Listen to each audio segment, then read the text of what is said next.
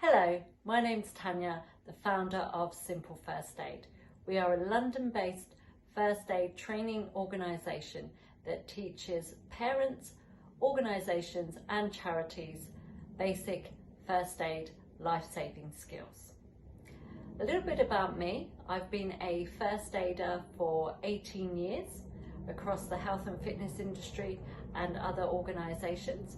I have worked for the British Red Cross and I was a national speaker for baby and child first aid. I specialise in paediatric first aid for parents and carers of children, and also we teach adult first aid courses as well for sporting groups, charities and other organisations as well. So if you want more information about our courses, please do head to our website where you can contact me there directly at simplefirstaid.co.uk. Today I'm going to be talking about the benefits of learning first aid and what it can do to your family, your friends and your community. So a statistic for you, 59% of deaths from injuries would have been avoidable if more people knew first aid. We want to support the NHS and our health services as much as possible, but we may be the first people on the scene and that could make a real difference between life and death. Number one, the first thing of the benefits of first aid is it can save lives.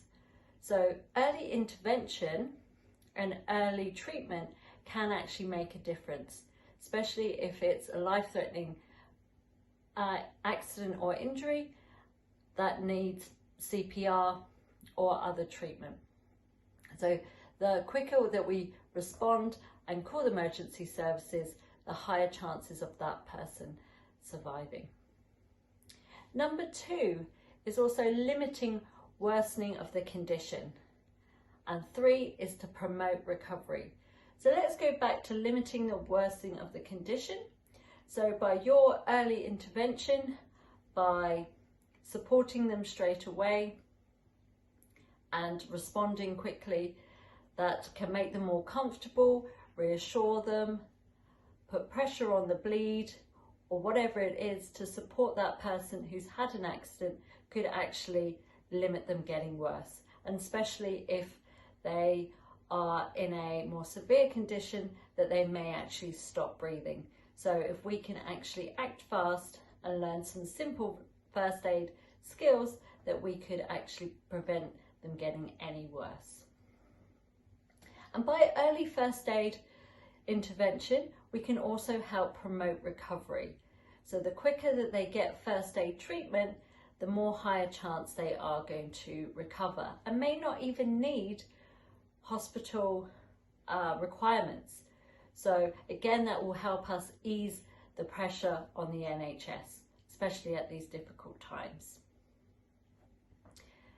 So to preventing the situation from deteriorating, really supporting that person, calling 999 or even be able to, if it's less severe, that you might be able to take them to other emergency services like a walk-in clinic, the GP or even a pharmacy if it's something really minor.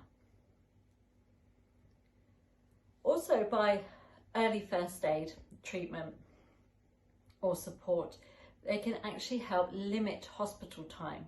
So you'd be able to treat them on the spot and then them going into hospital. That might have also prevent them from getting worse. That could also encourage them to be taken out of hospital a lot quicker as well. So back to home for a full recovery. Also by early first aid intervention, we can reduce the amount of pain that our casualty is in. So again, making them more comfortable, reassuring words, depending on what the situation is, can actually ease the pain that the fear and the casualty is going through at that time.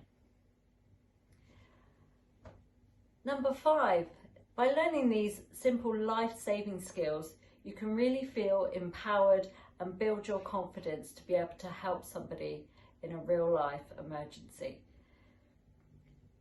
You and yourself and your friends and family members would be a lot more feel comfortable if you were away from home, or even in the home that where most of our accidents do take place.